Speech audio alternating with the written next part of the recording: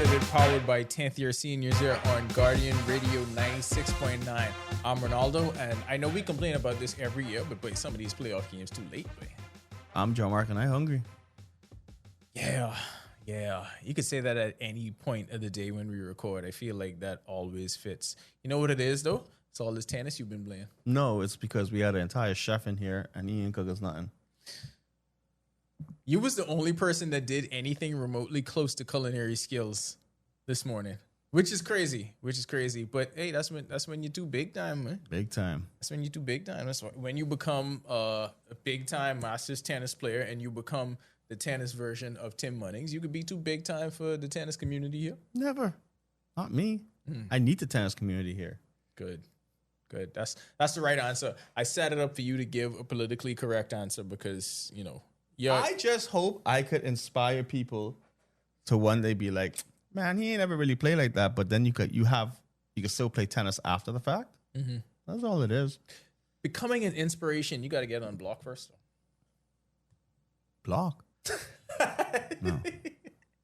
This segment of the show, we are going to talk NBA playoffs. There is a lot to talk about, and we are going to talk about this in our segment we call Michelob Ultra.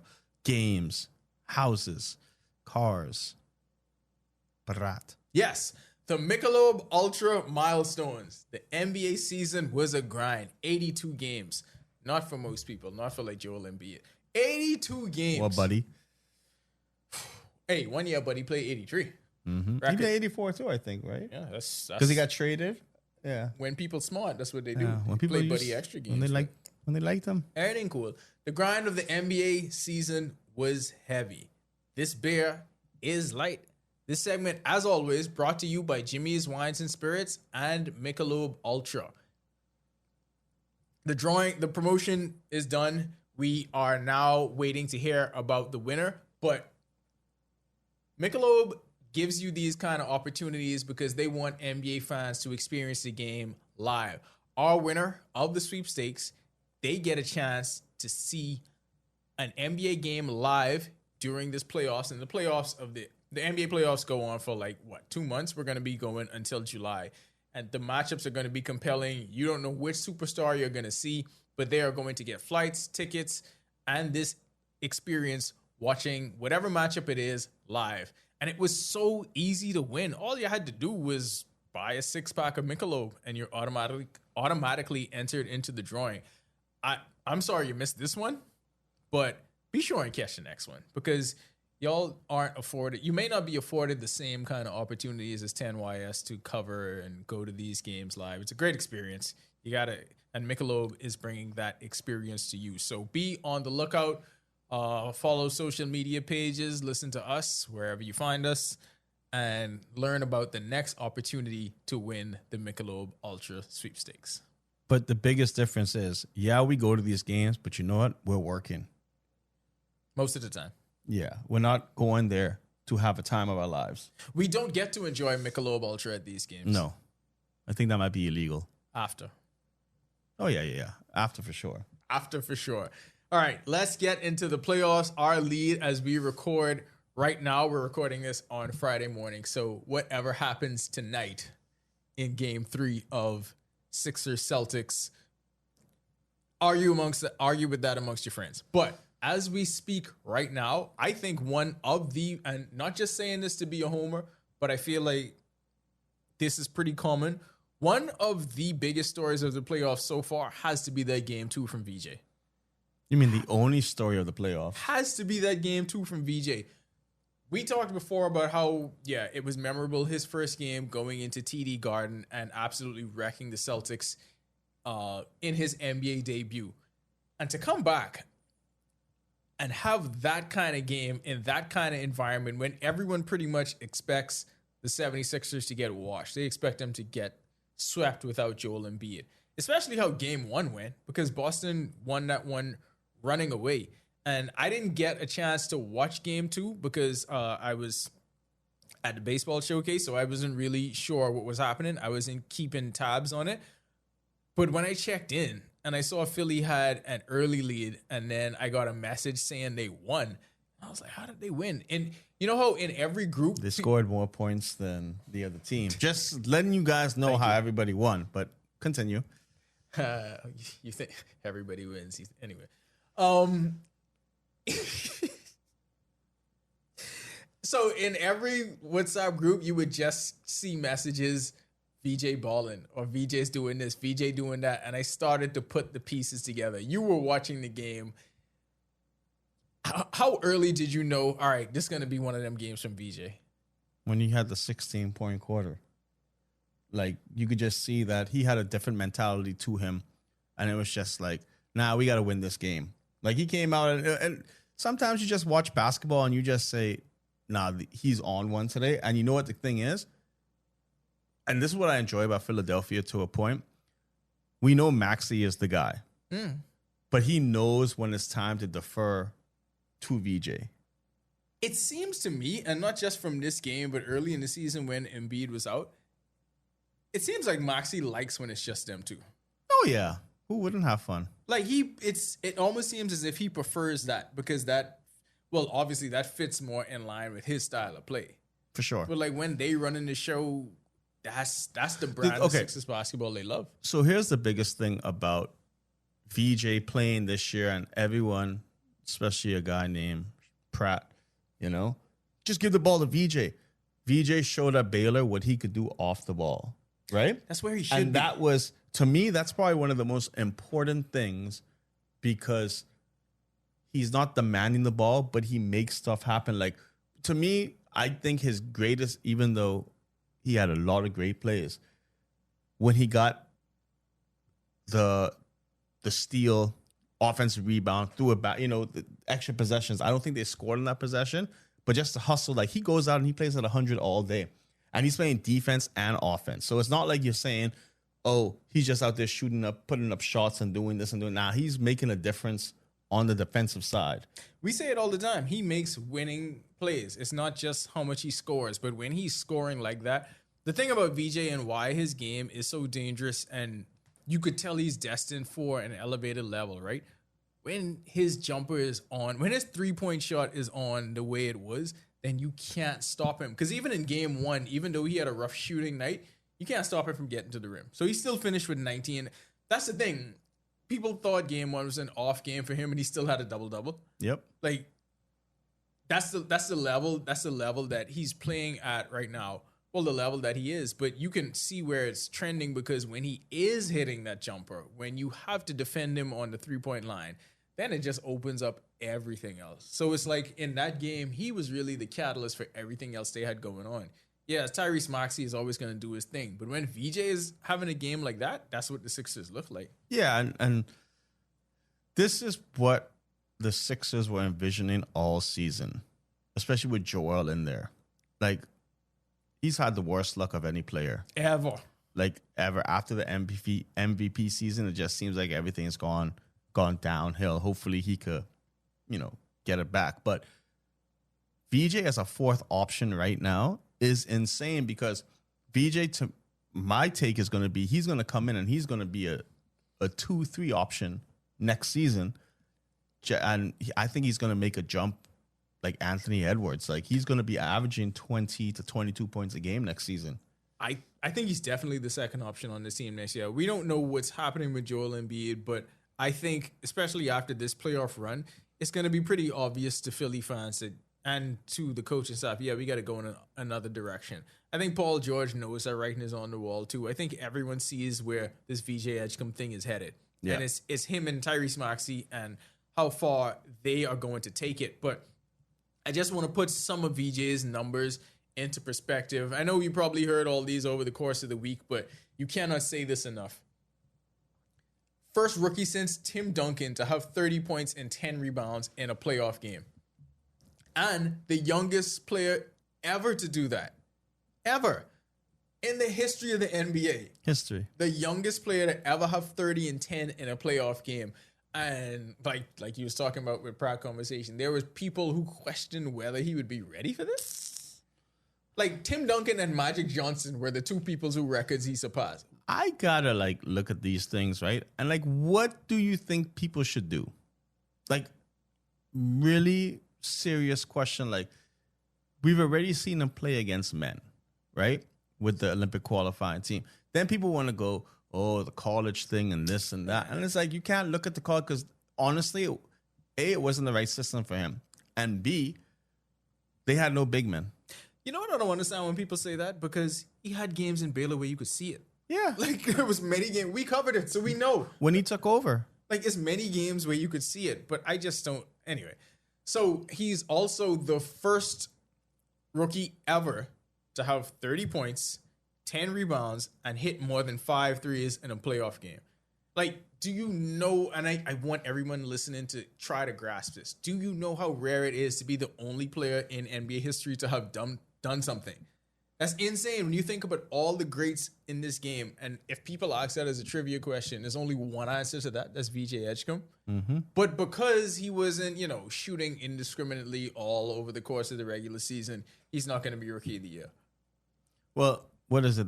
I saw like leaks, I guess, where it was like Con Knuppel was going to win. Good for him. Yeah, no one cares. I'm not going to be surprised. Great. Like we said on the newscast, right? Like, okay, that's great. They home. VJ still in the playoffs. VJ is still going up again. What did he do in the play-in game? Play-in game was 19-11. So had a double-double in the playoff game. His first quote-unquote pre-playoffs. And then you do this in game 2 against... No, I'm talking about Con Knuppel. Oh! Exactly. I think he missed as many shots as VJ scored in the game. Yeah, and then got benched for like the last 10 minutes in regulation. That's supposed to be your king? Come on now. And didn't play in overtime. Come on now. I just don't know, like... This is the thing. If y'all ain't gave the award yet, then why would it just be a regular season award? Well, no, I think they already voted for it. They vote for it after the regular season. But, yeah, it doesn't make sense. Anyway, so Philly is headed home now. Well, not headed home now, but technically, yes. Yeah, they're headed home to host Game 3 of the playoffs. Yeah, as we record, but gotta remember y'all are listening to this on a Saturday morning. But we will have reaction on that one on the 10YS pod next week because we gotta go game by game with this thing because whether Philly is able to pull this one out or not. I mean, y'all know who we rooting for, like who all Bahamians should be rooting for. But you saw what happened with the Knicks, and we're going to go to that series next. You saw what happened with the Knicks. Everybody was saying how New York would just be a contender, and it's them or Boston and coming out of the East, and pretty much everyone is an afterthought. And now the Knicks face a 2-1 deficit to the Hawks. Nobody called that one. Nobody saw that coming. Same thing could happen here in this Philly-Boston series. So the thing with these series that we're watching, right? They always say the series doesn't start until a road team wins, right? Stu Gott's his favorite cliche. Yeah, no, but I agree with that. Now the series is a series because home court, it means a lot. But now the home court's gone for the Knicks. Right, and you got to fight to get it home. And you got to back. Exactly, and now you're in a dogfight. And I just feel that VJ plays and the team's going to play better at home.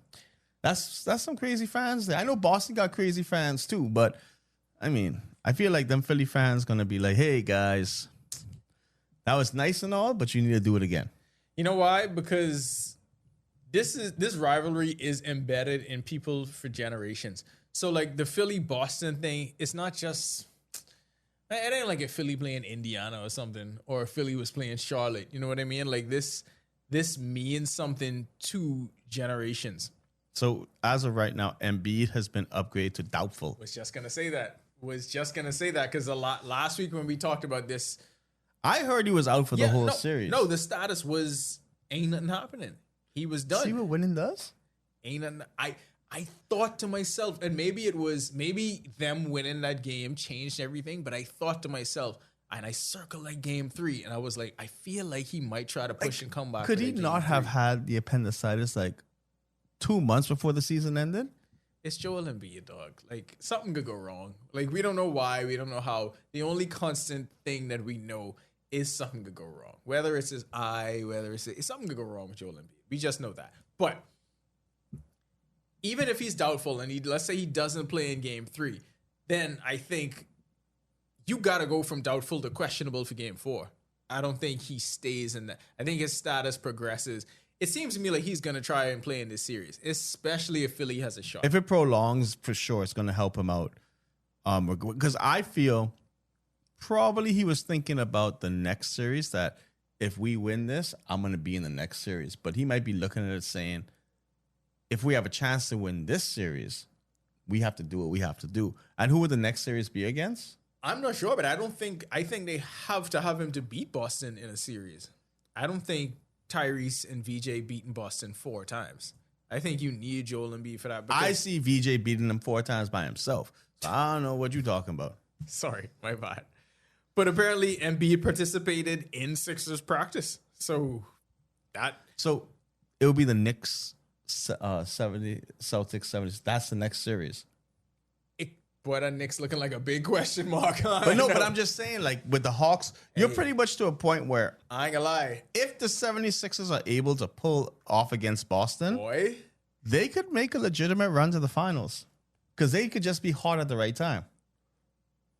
I mean, I could see them beating the Knicks straight up, but imagine if the Hawks beat the Knicks. The Hawks are tough. But that also is ever since the Kuminga trade. Yeah, but that's a good matchup for Philly too, though. Yeah, no, it's a good matchup. And then the Pistons already shown that they have a weakness. Very vulnerable. Their weakness. I think they'll play them in the playoffs, or they're up by 85. Yeah. It pretty much has to be 3 minutes left in the game, up by like 25. Or, God forbid, someone gets hurt. Buddy's a good. See, here's what I look at with Buddy, with the situation and his shooting skills, right? Is it because when I'm watching it, if it's a last second possibility of type shot, do you put him in the game? I would. Because my take is this. He may not be the number 1, number 2. He may be number 5 option, right? But you still have to respect his shooting ability so much that you cannot leave him open. So even if he out there as a decoy, exactly, it's one that works. Man, just put him in the game, man. Just put him in the game. That's all. Just throw him in there. Let him get one shot. He can make it. I promise you. Game 7, Buddy. You forget?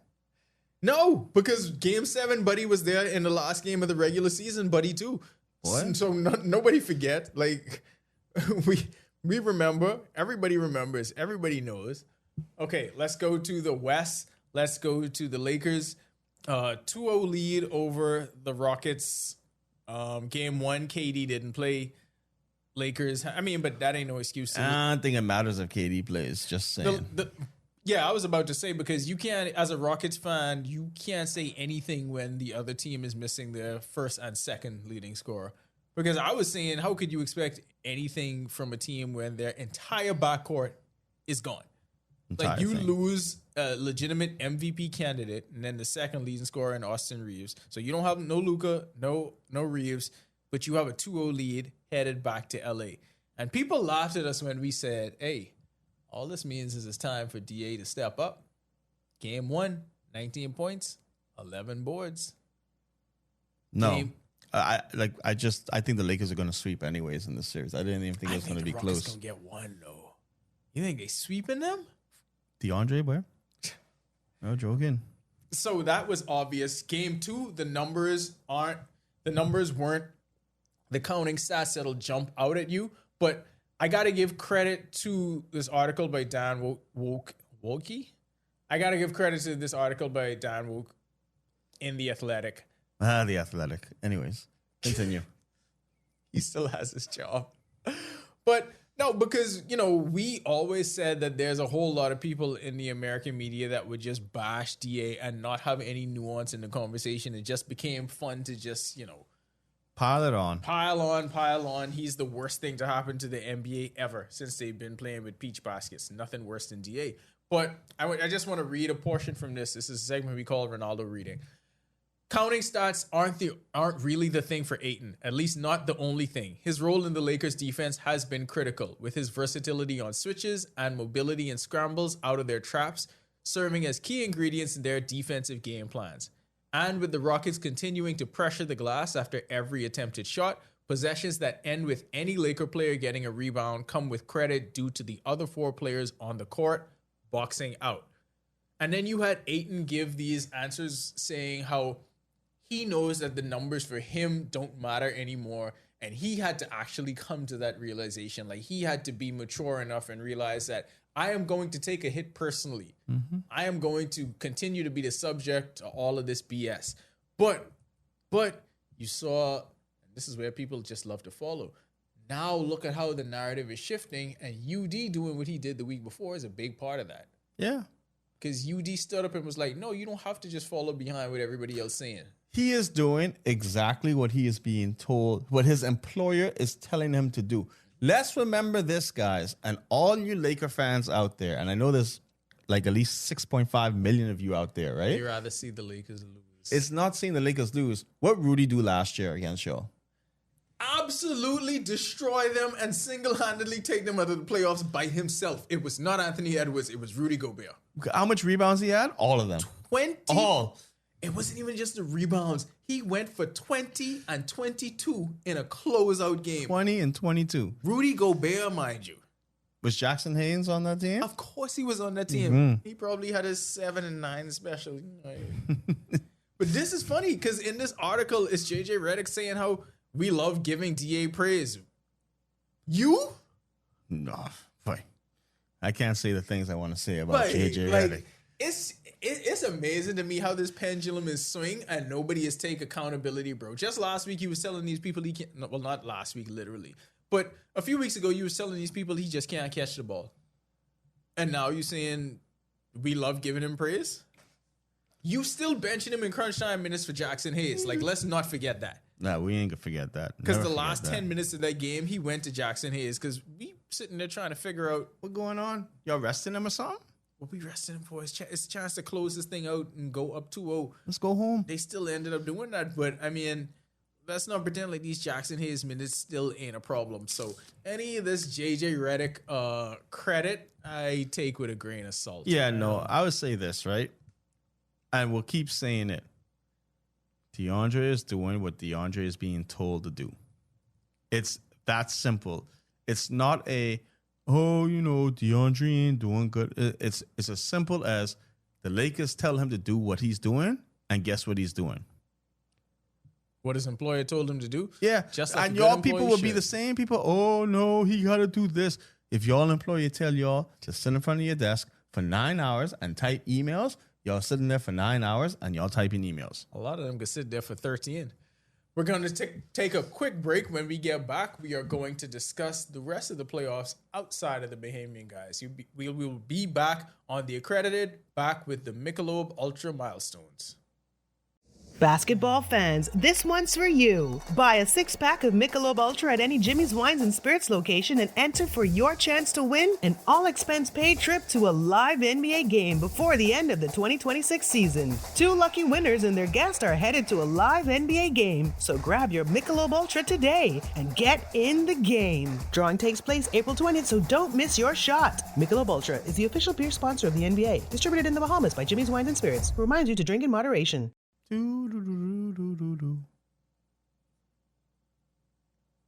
Welcome back to the Accredited. Welcome back to the Michelob Ultra Milestones. Still talking NBA playoffs. We're going to open it up a bit and get to some of the other series. For me, outside of anything with our guys, most compelling storyline has to be what in the world happens next with Wemby. That fall that he took. That was crazy. That was crazy. That was crazy. And it was one of those plays where, and everyone was talking about it, and then you have it forwarded in a group, and you think to yourself, hey, it can't be that bad. It's bad. But then when you saw how his head it was a double floor, take. Yeah. It was perfect example. It was a double take. You saw how his head hit the floor, it bounced off, and then it was like he was out. He was out, and he tried to get up, and clearly he couldn't. So he's in concussion protocol after that, and I don't know what that means for the series moving forward. I don't know definitively how much time he's going to have to miss. And who's to say what effect it has on him even returning this soon? Because a lot of times we think, okay, this player is back on the floor. That means that they're healthy. Dog, we do not know. We do not know. I mean, Tua wasn't the same player after all them concussions. No, so at least in basketball, what we could say is probability of him falling and hitting his head like that again ain't as high as being an NFL quarterback and getting blindside. Absolutely. Put it that way. But I just feel that if there's no Wemby, there's no chance. That's the first take of that. Now, are they going to make sure that Wemby is straight with this concussion protocol, or is it going to be one of those things like, hey, he looking like he could walk normal and he could do this? We gotta get him out there. And I know he's a competitor and he wants to play, but we just got to see where it goes. No Wemby, then boy, Portland might be coming back, eh? I think they still beat Portland without him, but obviously they have their sights set on something much bigger. Yeah. Much bigger than just the Blazers. Because listen, with De'Aaron Fox, Stephon Castle, Devin Vassell, Champagne, who it's easy to just call him Champagne, I still think they can beat Portland. Although it's a little tough in the playoffs. She's looking a little rough. She looking a little rough. Nobody expected Scoot Henderson to score 31 on them and have that kind of game. Good old Scoot. Good old boy, number 2 overall. People love to talk about Aiden and expectations. But anyway, yeah, De'Aaron Fox is going to have to be that guy. De'Aaron Fox is going to have to be a leader. He is going to have to carry the rest of the young Spurs with him. And that's just if the Wembanyama thing turns out to be worse than people expect it to be. I mean, it's already worse as is expected because you're not expecting to lose your player through a concussion of him falling on the ground. And just, I don't know, just how tall he is. That just was weird. I hope, thankfully, it's not anything more serious. Yeah. Because a fall like that, like he could have broken his jaw. Like it was just, like when I saw it, you know, when you watch things, it's just like, ooh, you just get that feeling in you. Like, I don't need to experience it. Like I feel the pain. No, it could have been so much worse because just like you said, I was thinking, oh, he could have broken something. Yeah. Broken something and be done. Let's continue in the West. That's one series. So injuries already making things more interesting that they perhaps would have been otherwise, because I thought that was one that the Spurs was just going to sweep Portland and be done with it.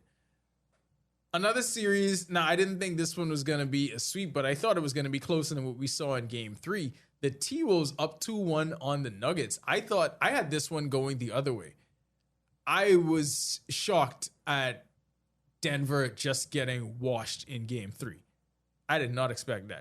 Rudy Gobert showing up big time. Rudy Gobert matched up against Jokic. We all know. I think Denver is a prime example of what a good regular season team would be. The depth, the type of players they have. But when you get to the playoffs, it's the same exact core pretty much that won the championship. What they had, Cam Johnson? Yeah. And they're expecting Cam Johnson to be that. Michael Porter kind of. Yeah, boy, I don't know about that one. But I just think that it's something where this is going to, I think it's the beginning of the end, which was happening before, of this Nuggets team where they're going to have to figure out how they're going to rebuild and redo the franchise. Like if they would somehow get Giannis with them, then it would be looking different. But is it something where you look at it and say, what could we get for Jamal Murray? Draft coming up, like you got to change things up. Try to tinker with the pieces around Jokic, whether it's Murray or whether it's something else. They thought that they had it because obviously Michael Porter is a very high sought after draft pick. That didn't work out. So when one of those things don't work out, you got to be creative and it's not like Denver's a high priority for free agent signings, right? No. So you got to try find ways to work the system. Maybe try find diamonds in the rough. Maybe try through development one way or another, because Jokic and Jamal Murray also aren't the type that's going to recruit. No. So, like, how much are they drawing players to come to? Although, I would want to go play with Jokic, honestly, if I was a good shooting guard, because I think that's the thing that they're missing. Like, they got a couple of guys like Tim Hardaway and then Christian Brown that they drafted, but they need some more from that spot right there. And I think that's what they're missing. Like, that dynamic slasher that could go get a bucket. VJ Edgecombe? Yeah, but they ain't never getting that. No, I ain't getting that. I'm going to go back to when they drafted him. We got to trade him. We got to do this. Be honest. Now all of a sudden we can't trade him. Of course they can't trade him. The guy is forever and ever ours. Like, good. I need him to be forever and ever. So Nuggets right now, Sixers. T-Wolves right now with a 2-0 lead as the 6th seed over number 3 Denver. And I think it's going to have to be Jamal Murray because all of those fixes that we talked about. Jokic also had a terrible game, by the way. Like, we can't just give him a complete bye, although, you never see this happening. But I've never seen Denver play so poorly in the first quarter and the game was over from then. It was like Minnesota had a 25-11 run in that first quarter, 36-28. They outscored them in the second half. And at that point, I was like, I could turn this game off because that's done. Well, I went to bed when it was 10-6. It was somewhere around there. And you saw the writing on the wall? It's done from It wasn't even the writing on the wall. I was just like, this game doesn't entertain me enough to stay up late, right? Then I wake up and I said, I wonder who won the game. And I see the first highlight. And it was like a 30-point game. I said, I know who won the game. Jokic only shot 7 for 26. One of the craziest stats about this is Minnesota won a playoff game, blowing out the Nuggets, by the way.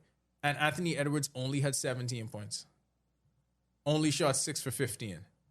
That's something I never thought I would see, that Minnesota was going to be this balanced where you could win a game like this against the 3rd seed and only needed Ant to score 17. That's kind of crazy. But Minnesota is one of those teams, too. It's like, you got Anthony Edwards, right?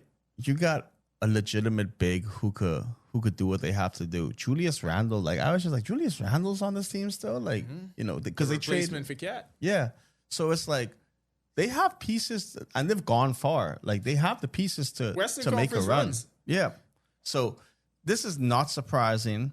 I feel bad for all the... I don't even feel bad for Nuggets fans because y'all got your championship. Feel bad for them. You must see just was meaning one Nugget fan in particular. Ain't No. nothing to feel bad about. There ain't nothing to feel bad about. You're just looking at it. People could just... Wait. Shoot. If the Heat won their championships... They just won. Look at you think ago. if OKC lose, they could be mad. They won championship last year. No, they just won a minute That's ago. what I'm saying. I think the Nuggets, the time has run out with these players currently on the roster. I think they could still get one more piece. I think they could prolong this. They could get one more. If they happen to have had a season like the 76ers and get into the lottery and able to then draft someone, that's the only way because they don't have the money to do it. Like, that's the crazy thing with Philadelphia has VJ for 4 more years, pretty much. Yeah, minimum. On a 10 to, I think the max he can get is like 16 million or something like that on the contract. To them, they're thinking about by that time Embiid is going to be gone, Paul George going to be gone, so then we could throw that money to them and then try to get someone young. Like, Philadelphia is in a great spot right now. Yeah. And Denver isn't in that because they haven't had that lull of a season to get in the lottery. Because Jokic never was hurt. Jokic and Jamal Murray should have been hurt. Yeah. And then they could have done the same thing. They could have get like AJ DeBanso or something. Someone. Or Darius Acuff. Your boy declared for the draft today. Big shocker. I'm so surprised. Yeah. Like, who didn't dudes like that, do they even have to declare for the draft? When I saw that on the ESPN, they was like, AJ DeBanso declares for NBA draft. I was like, no way. Are y'all serious? He declared for the draft when he was in high school. Boy, he declared for the draft before he decided BYU. Let me give some words of advice. And I know a lot of Bahamian parents love this education. Buddy is the exception to the rule. The exception to the rule. He went back to school, improved his stock, player of the year. Name me 3 more players that did what Buddy did. It don't happen. It doesn't happen. It does not happen. So if you're one of those players where you could be a one and done, you leave. What's the reason we went to college? To have fun? What's the other reason? I mean, we went to college because that was supposed Your mommy to. said so. Yes. That is true. Mommy said so. But you just to get your job.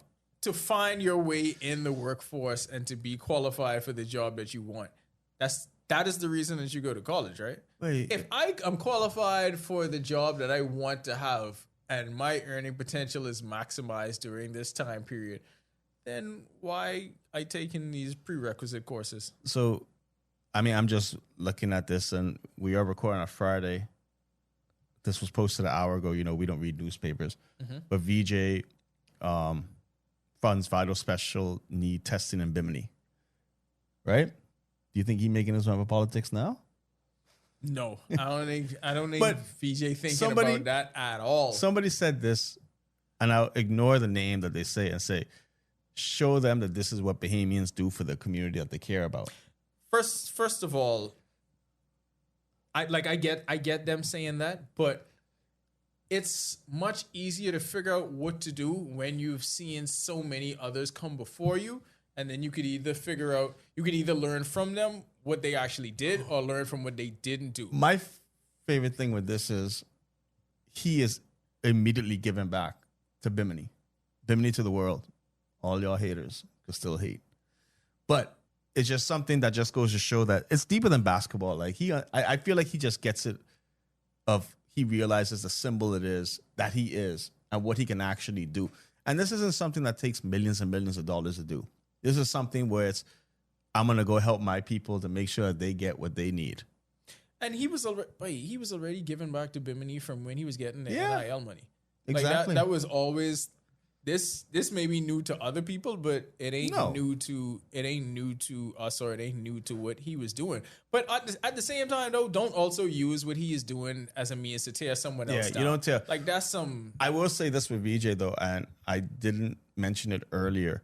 So our boy Rodney Wilson, who travels with the national team, went to a couple of Philadelphia games before the season was done, and he got into the family and VIP room. Shout out to Rodney, because he'll figure out a way how to get where he got to go. Like, boy, there's one thing about him. Finesser. He's a finesser. And he sees VJ. And he said, they talked, and VJ was just talking about how excited he is. This is man fighting for a playoff spot now. How excited he is to play these home games, which are going to be July 3rd and 6th at the Candlelight Gymnasium. Tickets will be going on sale soon. How much it can cost you?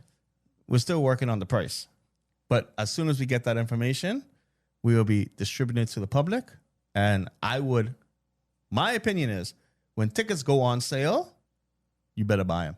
But I so happy I ain't gotta get a ticket. I mean, I could be working. I won't be able to enjoy Michelob Ultra like the rest of y'all. But, bruh, like those probably gonna have to be the hottest selling tickets the Bahamas has ever had, right? Ever. I think they'll be ever. You think it could cause more commotion and more of a fuss than May 12th? No.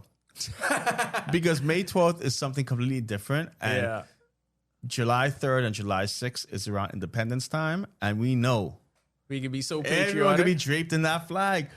VJ gets one dunk in Candle Isaacs, you might as well just shut the place down. We're going to have, like the yellow ropes that they have during the NBA Finals. Mm-hmm. We're going to have yellow rope people. Ray Allen make them take them back. Yeah. But we're going to have that throughout, though, because we're the type of people that they're dunking and they're trying to come down their seats and come on the court behind the bench. You know what's crazy? Well, I will actually turn it on after we finish this. Watching old Hugh Campbell clips, and it's amazing that they used to play that in AFR League. There was no difference between the players on the court and the crowd. People was literally breathing down their necks and would do the same thing you just described. Was what used to happen. Stanford football, and Stanford Cal. I watched that and I was like, how did we even do this? This is barely regulation basketball. This is legitimately insane. Anyway, let's finish wrapping the playoffs. There's not much to say about Thunder and Suns, right? Although Jalen Williams hurt. Does this make a difference? No. No, Thunder still sweep. It's probably going to be the only. Yep, it definitely is the only sweep of the first round. Yeah. Everyone else I think is going to get a game. Everyone else is already getting a game Because, well, no, you think the Lakers are going to sweep the Rockets. I think the Lakers are going to sweep the I Rockets. think the Rockets do get one of those. We went Knicks, Hawks. You're a hater, boy. Yeah. You was at the barbershop? I am definitely not a hater. We go in Cavs, Raptors. Not surprised that the Cavs lost, but surprised that the Raptors played that well in Game 3. Is it because Drake officially announced Iceman? the date for Iceman? I pulled out some ice cubes and put it in my sink, and I was like, check out Iceman. Why you don't take a picture? I was going to take a picture, but then That would have been so on brand for you. I was going to be like, oh, yeah. Iceman coming for real. Podman dropping.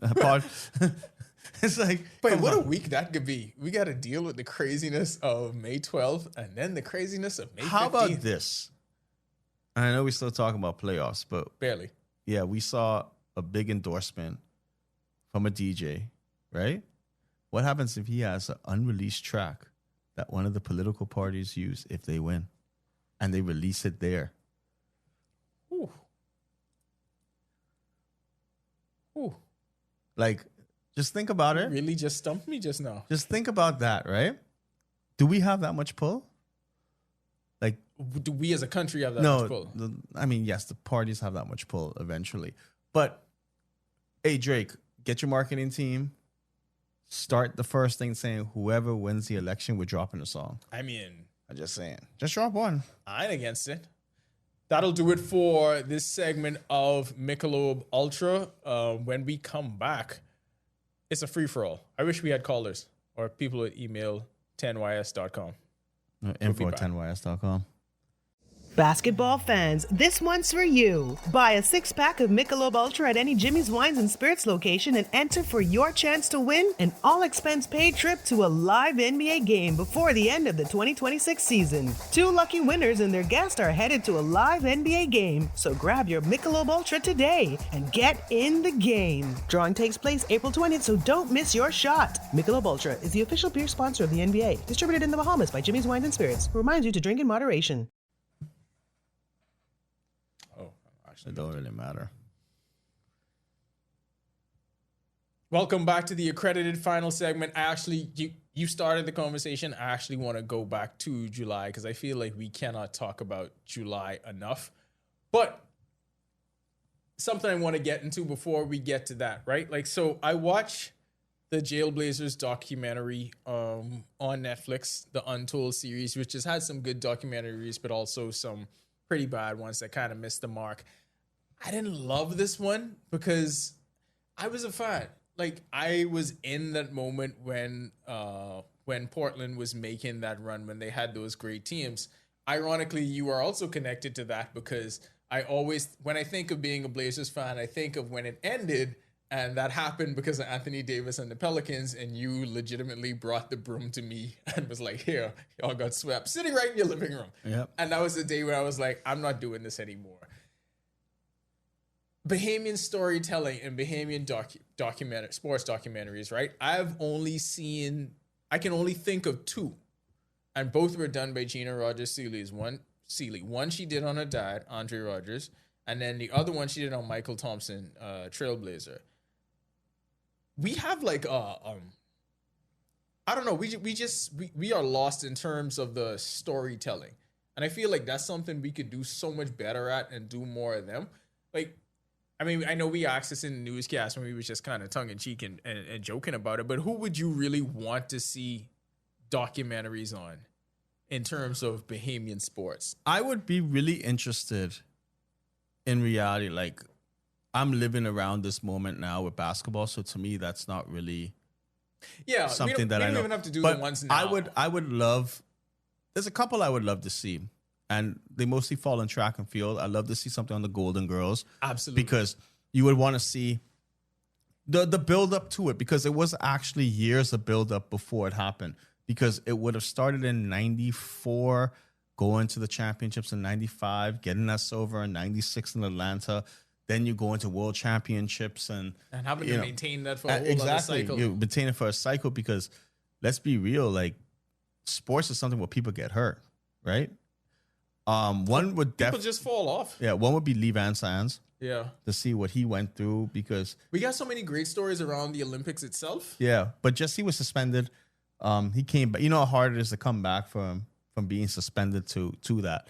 And then I just think a point in time when Stevie and Shawnee won the gold medals in the 400 meters combined, because you could always throw back to Shawnee's original gold medal in Brazil and just be like, yeah, at the point in time, and then you could add the Golden Knights in there, we were a 4x4 powerhouse. The Olympic story for sure is one that you could grab. You could grab so much for that. That would actually just make a great series there, and each episode would be on another one of these Olympic stories. Because to that point with the Golden Girls, like I wasn't old enough to really like know the conversations or be in tune with that, but that had to be crazy for people to think. Why does this little country have 3 women in this 100-meter final? Yeah. That seems insane. And crazy thing is, it could probably have been 4 if you were allowed 4. Like it seems insane that we would even have that. Because think about how, other than Jamaica, you would think no way. You know what would be crazy? 1984 Carifta Games documentary. That's a good one. What happened? 1984 and onward, where we was back and forth with Jamaica, and then we won in 84 and never won again.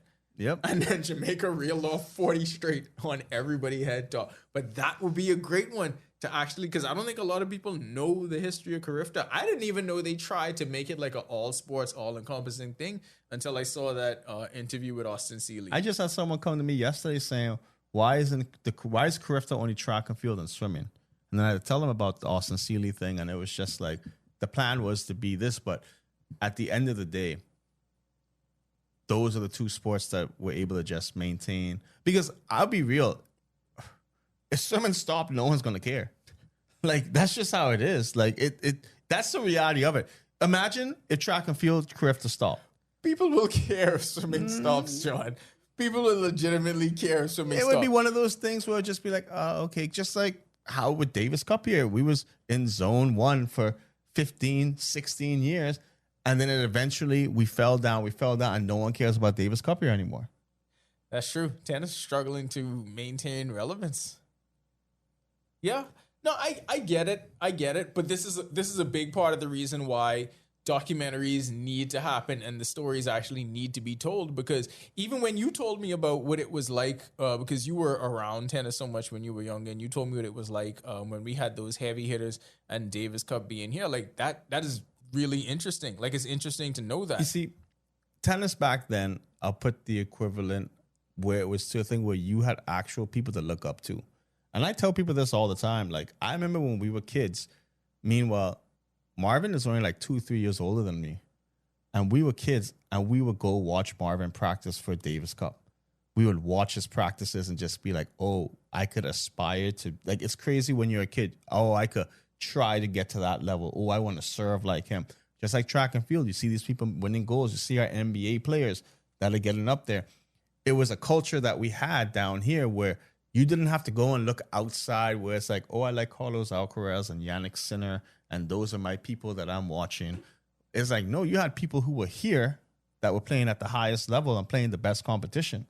People that you could look up to. Yeah. I get it. But it's like Jazz and baseball and Antoine and baseball. Like all of the people on the wall here, all of the jerseys. That's kind of what happens. But cannot tell the Olympic story without actually mentioning Frank. He would probably listen to this and he would probably have a fit because no, we had to save the best for last.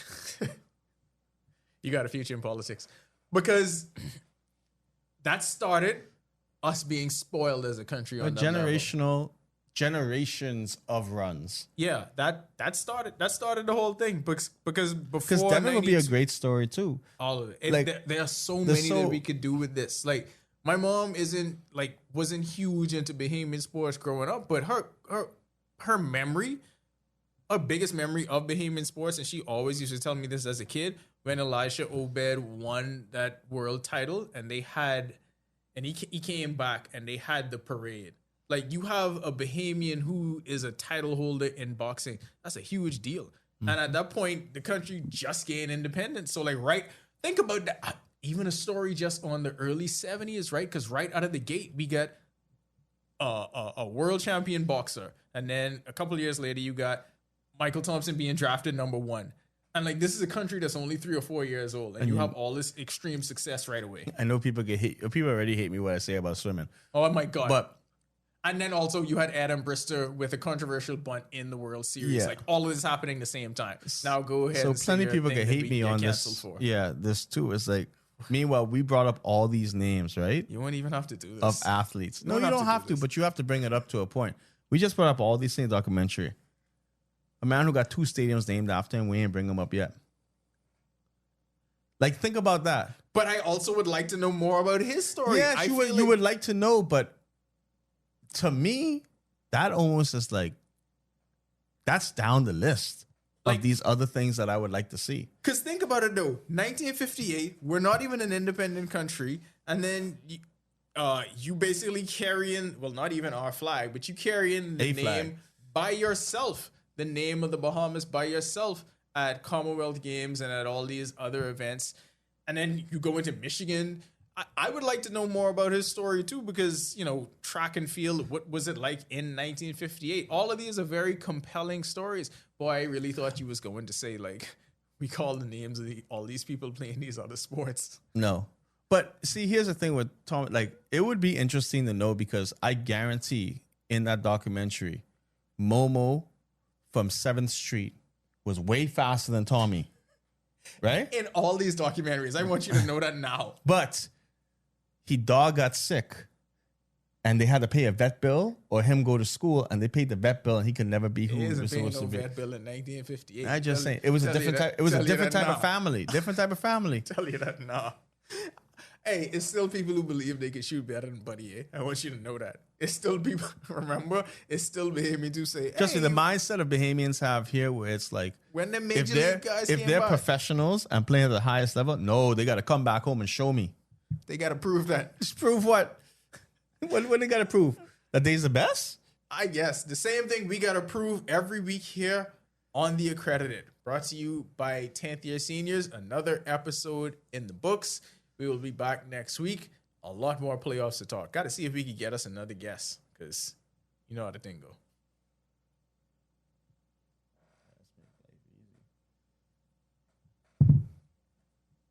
Well, you got plenty cutting out to do with fucking Pratt. Yeah.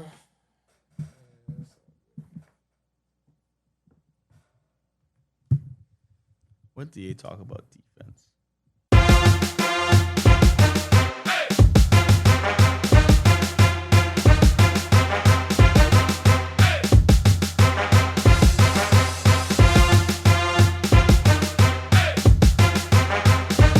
Welcome to the 10th Year Seniors Podcast Network, and welcome to The Accredited here on Guardian Radio 96.9. I'm Ronaldo. John is somewhere in the studio doing many, many things. But not solo in studio today. We have joining us longtime listener, first-time participant, celebrity chef to the stars, so many things under his portfolio, entrepreneur, for some reason is holding a pan inexplicably we just have on the table. This is not a pan. This is a pot. It's a pot. This is a pot. Chef Kevin Pratt. Hello, Bahamas. You do not have to lean into the mic and whisper. You could legitimately just sit up. Listen, this podcast is sponsored by Pratt's Car Rentals. Visit us on Joe Finder Road, number 3, across from Flowers.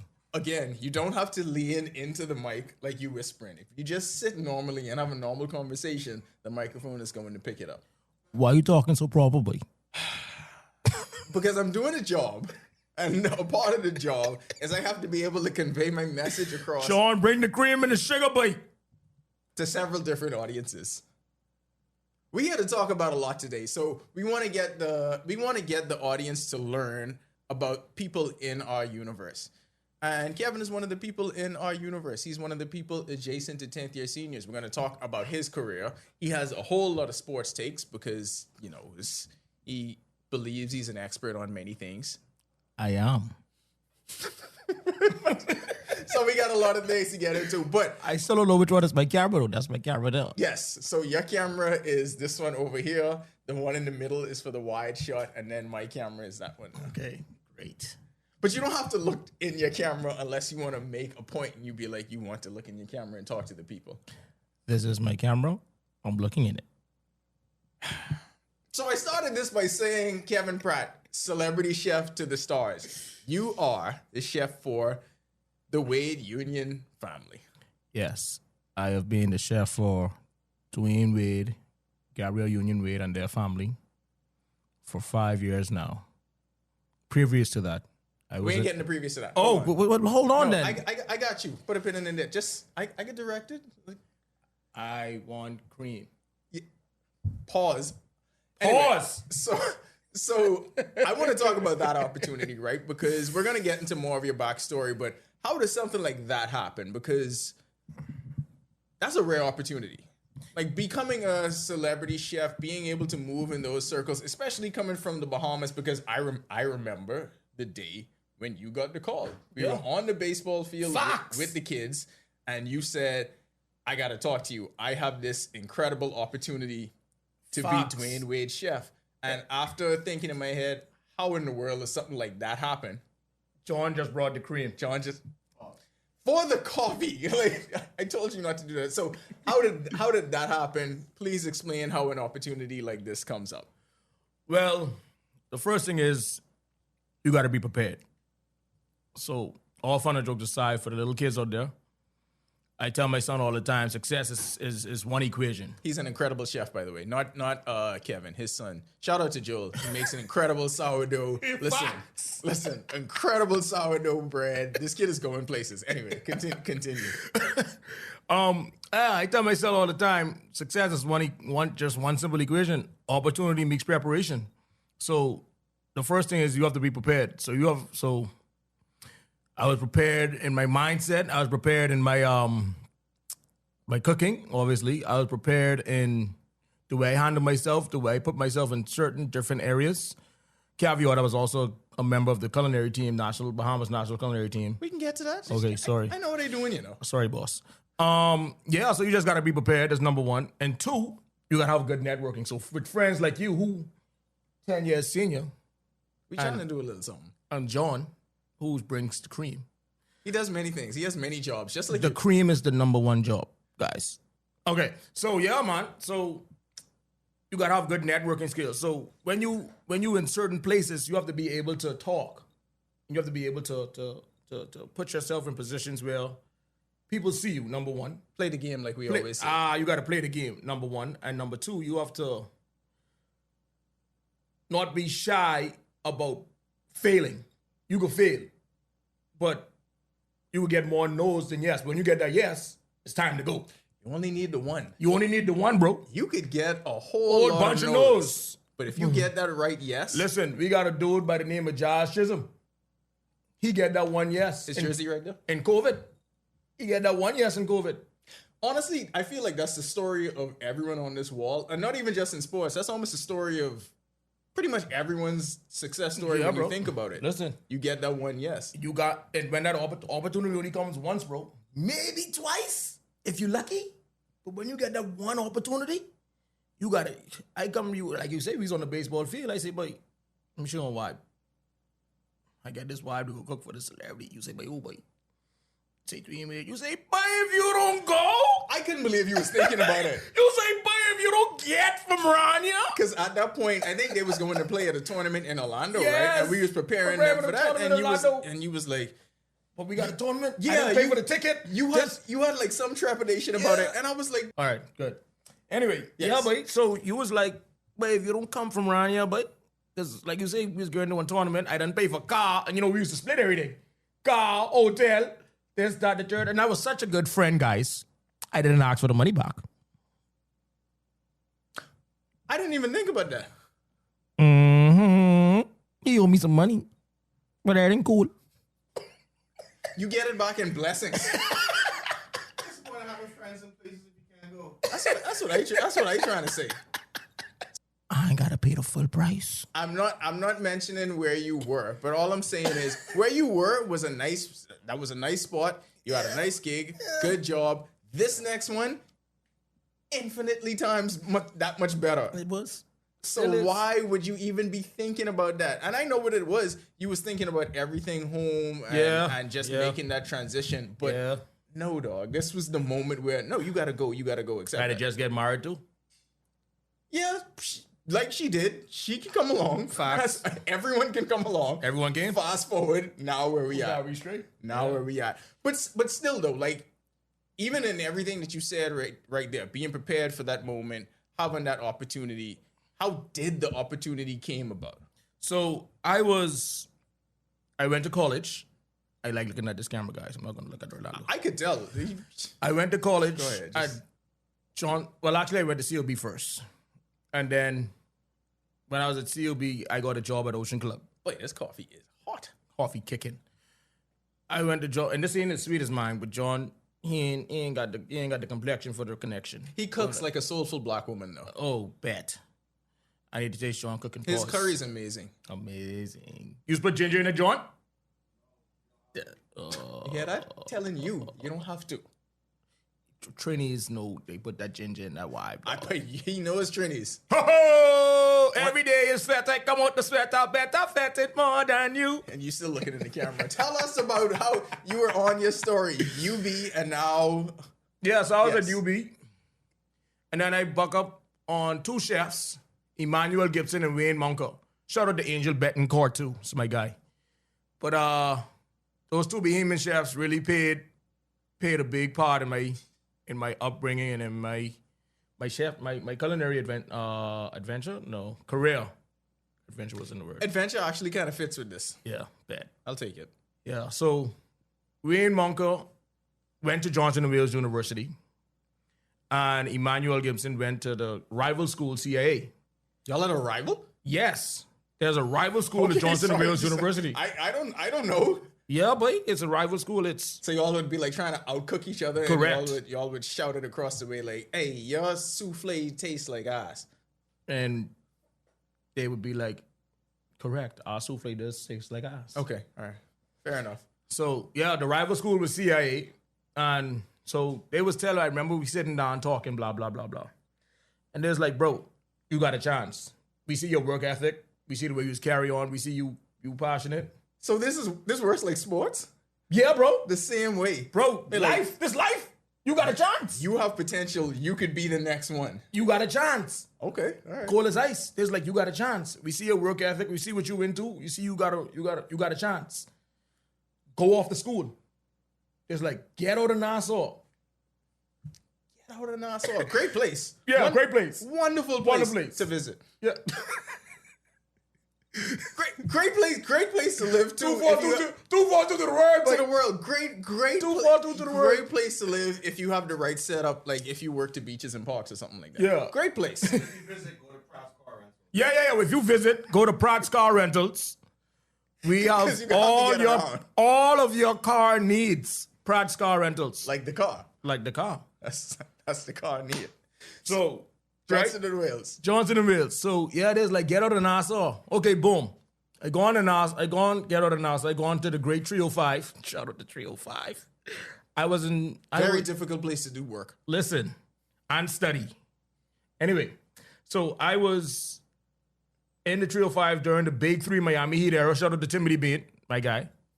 Why are you shouting out Timmy for the Big 3 Miami era? Like, you didn't shout out the person you currently work for. We could get to that. You didn't shout out We could LeBron get- James. we could get to you that. didn't shout out Chris Bosh. We could get to that. Eric Spoelstra. We can get to that. Pat Riley. Shout out to Timmy. You shout out Timmy? I look it in the camera again. Big 3 era. He know what's good from high school days. You know how it go. Right? Shout out to Timmy and the Big 3 era. Because he was so important for I'm trying to that tell happening. you. Yeah, Me and go Timmy ahead. was the only Miami Heat fans in Zach. Y'all were absolutely not the only Miami The Heat only fans. Miami Heat fans in Zach in 08. The Miami Heat are a very popular team in the Bahamas. Because of me and Timmy. But My father John, has is been a that Miami Heat fan my entire life. John Look, has a security board.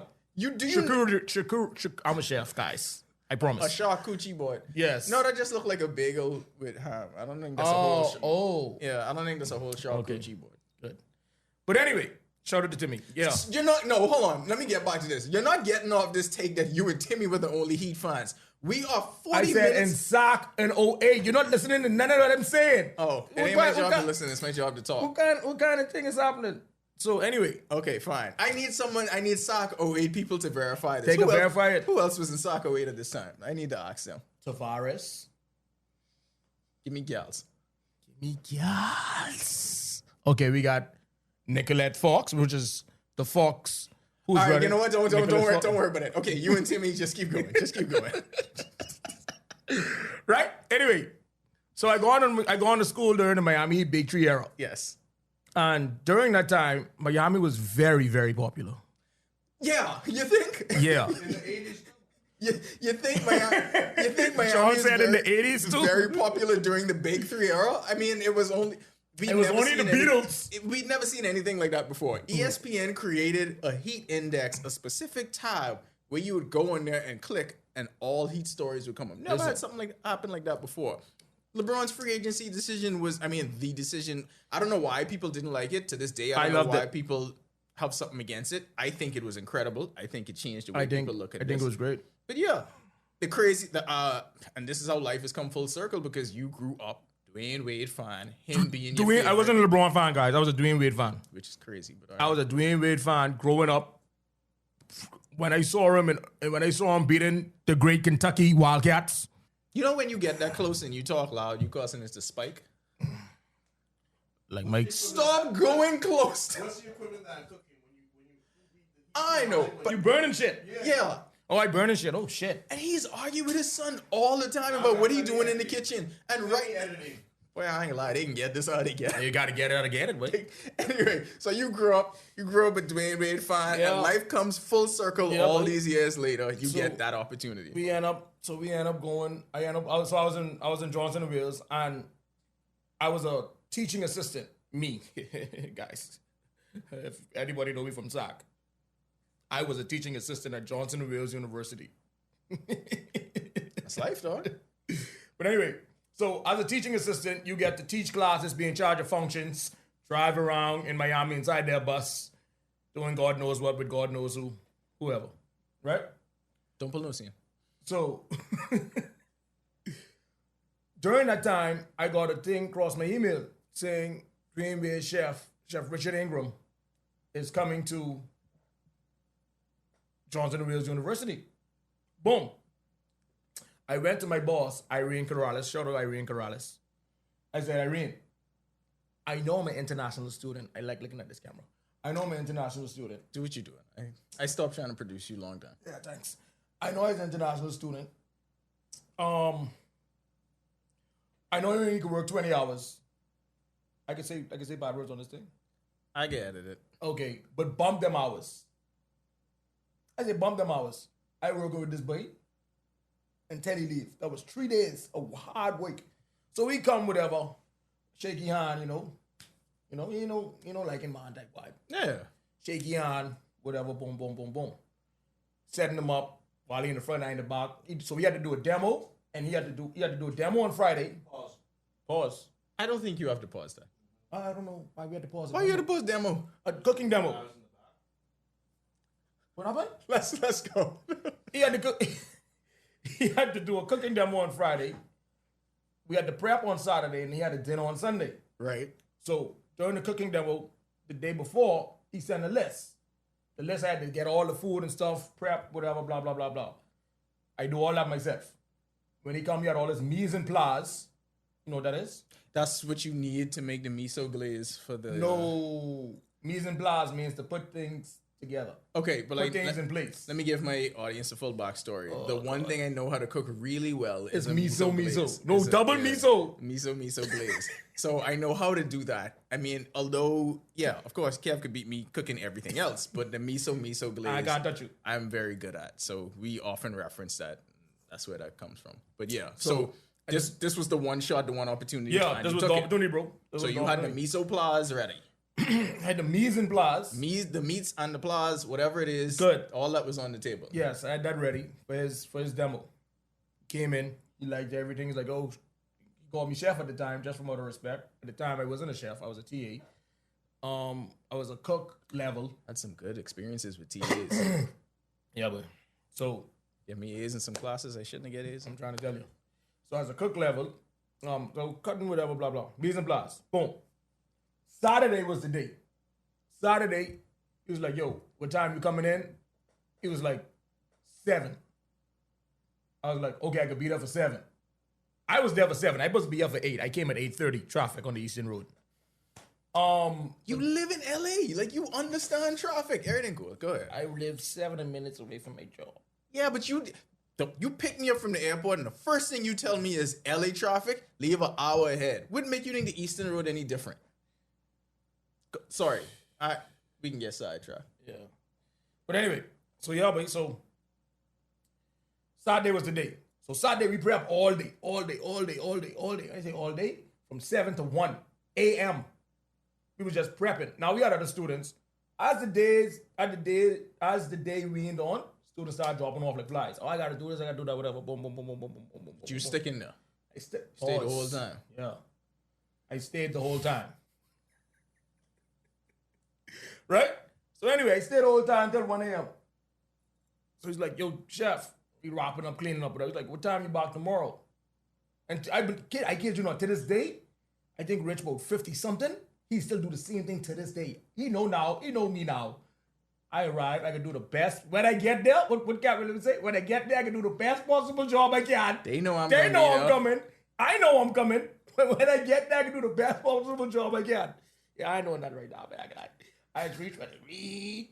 Especially with different status now. Yeah, different status now. Yeah, but that's what you did then. See, that's what I do. But that's what you got to do when you're trying to get that. You got to play the game. That's playing the game. I had to play the game because you didn't have to be there for them 3 days. No. That wasn't nowhere near your responsibility. No. You asked for that, and then when you got it, you took advantage of it. That's what I had to do. So I do that. Boom. Anyway, everything going good. Long story short, blah, blah, blah, blah. Oh, I had to do a meal dish on the fly because he didn't do no vegan dish. I had to do like a tofu dish on the side. Don't remember the whole tofu dish. All I know was tofu and like a puree or something. I can't remember what I did. Sound good. Miso glaze? No miso glaze. Lucky you get the job without miso glaze. Trying to tell you. But boy, we had the flipping. When he was parking up, he said, yo, take my number. This was in it had to be in 2013, 2014, why? Mm-hmm. Right? He said, boy, take my number. Boom. Take his number. We do what we had to do. Whatever. Fast forward, I work all them other places, stay in contact, still messaging each other. Fast forward 2021. That's crazy. 7, 8 years. Fast forward 2021. You cultivate that, you make that impression there. Bro. Cultivate that relationship for 7, 8 years, and the payoff came on the back end. You got young people. You never know. You never know who you meeting and how it could work out. Always treat people with respect, except this guy. Always talk to people right. Always, yes sir, no sir, yes ma'am. You never know. You never know who you're talking to. The Jones on the side of the road could be somebody, uncle, auntie. You never know. Well, that's very unlikely. Maybe not. Remember that dude who used to be by McDonald's? Who Yes. get all that money? Oh, yeah. Ah! Okay, point. I like how when you feel like you prove a point and you're right, you just, whatever that was. So you get the opportunity, you get the call. Obviously, Yeah, but so obviously you got to take it and go because It was 3 days. What are we thinking about? And that's the thing. The turnover, you had to make that decision was immediately. So can I go into the next job that I had now? Yeah, sure. Good. I was an executive chef at Bahama. This dude called me on Tuesday. Said I have to be in LA on Friday. And this ain't just like if you getting a chef from the States, they gotta move state to state. No, they can park up I their move a apartment or country. whatever. You have to uproot your life. Life gone in 3 days. I moved. This boy called me Tuesday. He said he want me in LA on Friday. Obviously, you was the first person I talked to. Hilarious. Then I called my wife. I did not talk to you first, Rashay. It's a terrible move by Ashley admitting that on the podcast. You want me to edit that? No. Okay, all right. She can love that. She can love that. Okay. Then I freaking called the wife. I said, babe, we got an opportunity. What was her? I need to get. What She what was your at, reaction she was working at Atlantis at Noble. She was a restaurant manager at Noble. So she was like, I got break right now. What you talking about moving to LA? Come off my phone, please. To be fair, if y'all know him, it makes perfect sense that Rashay would just completely dismiss that. Because what are you talking about? That is you. That is you. I can't even fault her for that because I get it. Rashay say, wait, what you talk? I working. The restaurant is full. Yeah. Get off my phone. I don't have time for this. Get away. But when it actually set in that this was a real thing. She called me back. Nobody used to have a work until 1 o'clock in the morning. So she called me back. Ron, I knock out. I said, yeah, but that's a serious vibe. Like when she getting off from driving home from work. Yeah, but it's a serious vibe. We got to talk about this when you get home. So we up talking 2, 3, 4 o'clock in the morning. I said, I got to quit tomorrow. Yeah. So I gone to Graham Davis. Shout out to Graham Davis. I lie. I gone to Dion first. Dion Forbes. Shout out to Dion Forbes. Gone to Dion Forbes. I say, Forbesy. This how the thing said. Forbesy say, why are you here? There is nobody, because this is what I wanted to get to. Forbesy say, Forbes, I can tell you who was bad though. Watch the flex. Okay, let's keep going, because there could not be anybody in your life that was like, nah, don't do this. Forbesy was like, but I get it. Link up. So he talked to Forbesy. You need me to help you park? I was like, So Forbesy said, I get it, link up. He said, but you got to talk to Graham. Yeah, but he's like, you leaving? We about to build a kitchen around you and da-da-da-da-da-da. It's like, we just come back off of COVID and we got to start ramping things back up. And I was like, this the figure they paying me. This the figure y'all is paying me. make them a line or? What we doing? Yeah. What we talking about? Yeah. This the figure they paid me. This the figure y'all is paying me. It's just math. I mean, 2 + 4 is 6 - 1. That's 3. It's business, nothing personal, right? I gotta go. Gotta go. I tell my boy, I say, listen, I appreciate the opportunity over the last 5 years. I understand his main concern is his business, business. and growing that. Correct. Which makes perfect sense. Correct. I get that. Your main concern has to be growing your business, growing your brand, and your family. Correct. That's all it is. Correct, bro. So I tell Graham Davis, I say, I gotta go, bro. Yeah, but I just was like, I appreciate the opportunity, which I did, because at 27, I got an executive chef job, which is tough to do in the Bahamas, bro. Because I ain't had the complexion. That's something else I want to get to too. I ain't had the complexion, is number 1. Yeah. And I was young. Number 2, I was fighting 2 battles. So that was tough, bro. This is like sports because you had to go to the GM and his response to you was, we building a team around you. We bringing in these free agents. Correct. We about to compete for a championship. We about to soar to the skies. He was Pat Riley and he was telling you, Yeah, boy. we bringing in these free agents. Yeah, but and I was like, wait, in 2014, 2015, but I get in Chicago. Yeah. You was I like, get in Chicago. you was like, you know what? I got to take my talents to LA. I gotta go. Yeah, I want to get to LA because but she was excited. We get in touch with our lawyer. Shout out to Gerstein and Gerstein Immigration Law in Florida. they're not okay. All right. Gerstein and Gerstein, we could tag y'all, boy. Shout out to Gerstein. We're not going to tag Kirstein and Gerstein. Yeah. Okay. Yeah. So we get to LA. I just want to grasp how crazy of an experience this is because you walk into an entirely new environment, completely blind. There had to be some level of imposter syndrome. Like, how did I get here? Am I good enough for this? How is this going to work? Day one. Tell me what that was like. Day 1, I land April 20. What today is? Today the 24th? Yes. I land April 24th, 2021. I love how impressed you was that this Today is April 24th, 2026. Happy LA anniversary. 5 years ago today. You gotta say it. Yeah. Happy LA anniversary. 5 years ago today. I land April 24th, 2021. April 25th, 2021, I was cooking.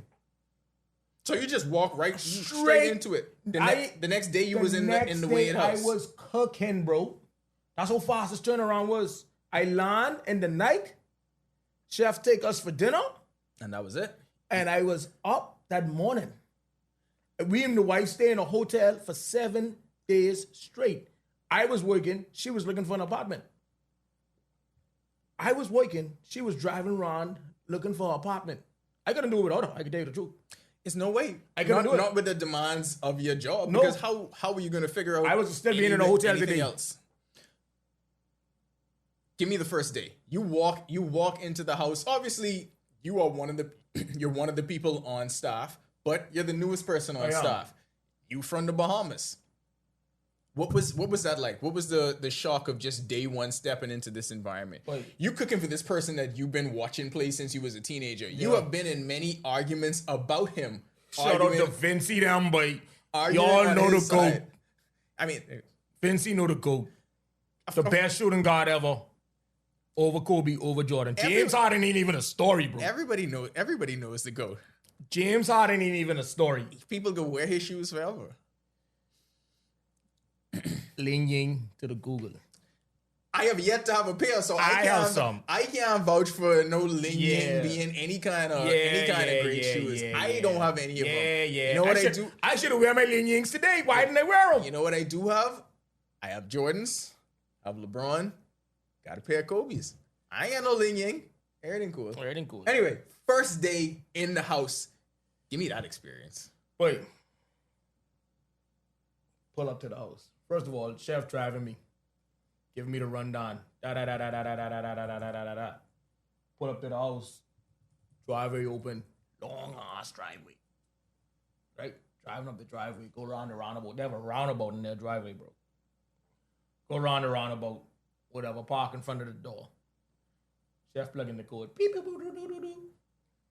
Completely unnecessary adding sound effects. Like if you say plug in the code, I think everyone has a Plug in the visual code. of Beep, doo, doo, doo, doo, doo, doo. Again, okay. Then, friggin' That's the most Bahamian way to transition into telling a story. But okay, go ahead. It couldn't be more Bahamian than that. But then we gone in the house. Walk down. Walk past the glass in the floor. There's a glass on the floor. Walk past the glass on the floor. I was like, walk past the elevator. I was like, there's an elevator.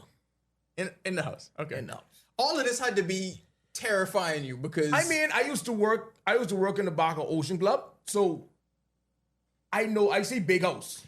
yeah, I see but elevator and house and thing before. the difference is working for Ocean Club. At the end of the day, at the end of this gig, I still going home. Right. This is day one. I uproot my life to be here. Yeah, facts. So that's how it was. So gone inside there. Gone in the kitchen. Kitchen got 2, 4, 10 burner stove.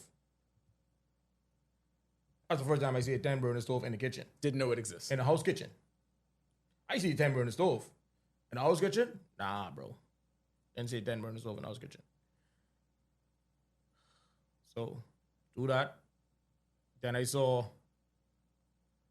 the first person I saw was the baby, Kavia. Shout out to Kav. Saw Kavia. She was a baby at the time. It's like, oh, that's Kavia. Then I Mentally, you was prepared for this. No. Okay, all right. I wasn't mentally prepared for this. All right, keep going. Fast forward, I was cooking, head down. I think I was cooking for Tracy. Go to shout out to Tracy. Cooking for Tracy. How does it work? Wait, did you? Like, I guess Chef plugged you into. How does it work? Did you even know what to prepare first? So you just walk in there. Oh, okay. She told me what she wanted to eat. Okay. And he was like, yo, make this. Okay. All right. I got you. He knew what I could do. He knew what I could do. They don't know what I could do. So Okay. Like I said, we worked together. He saw blah, blah, blah, blah. Then he actually followed my career on Instagram and how he been from job to job and job. Very important to use social media media, for your bro. benefit. Yeah, bro. I tell this to teenagers all the Yep, time. don't just post stupidness. Nobody is going to care about your pictures of you in your outfit looking down on the ground at Oh, Bahamas. stupidness. That's not going to Nobody get you a cares. scholarship or a job. Nobody anywhere. cares. People got to see. Social media is now a second resume. Yes. Social media. It might be the first one. Yeah, social media is because people want to see what you're all about. Actually, you know what? I think it is the first one. I think that's the first one, and then they go to the you resume. get to the formal one when Yeah. you get to the next step. Yeah. But the easiest thing for somebody to do is to go Plug in online your name and and just see what plug you're all your about. name in. Yep. Yeah. So, Chef was following me from social media time. So he see my career path. So anyway, boom. As I was cooking, bro, you see that wall where John just bring the cream from? Yes. I see it every day. As I was cooking, It's a wall just like that. So this literally like how the kitchen set up like this. One stove here, and it's a wall. So I like this. Again, completely unnecessary sound effects, but this is Right. what we do here. I see this figure. Bank the corner. It was a 6'4" figure. 6'4" figure, bro. Okay. Bank the corner. That's not Gabrielle Union. No, it ain't Gabrielle Union. 6'4" figure. Bank the corner. Boom. Keep in mind, I never see this play. I saw him at a basketball game because I took the wife. Completely different. Different, bro. Completely different. Because you at that point you was a fan. At this point now you gotta compose. You now like okay, you professional. You gotta keep it in. Can I have an autograph? That's not what we're doing right now. I have to make a first impression. I have never gotten an autograph. I've been working for 5 years. Yeah, same. I don't think I've ever done that. I've never got from him. Never got an autograph. I've autographed something for somebody else. Shout out to Gerstein and Gerstein. That was the person, right? That makes sense. Right, because he's in Miami. Yeah. So anyway, bro, bank the corner, boom. Bro, it was like, I don't want fanboy, but it was a fanboy type moment, bro. I was like, this D-Wade up close and personal. That's completely understandable though. Like, Bro, it's D-Wade up close and personal, bro. again, it ain't just a player that you watch. This is somebody you legitimately were a fan of for a years. very long time. So, years. so it's different. It's like, For years, bro. So it's like, I was like those them with Braun and thing. D-Wade was my Braun, D-Wade was my Jordan. it's like if I go do PR work for like Jada Fire. Right. Oh my God. I said right. I said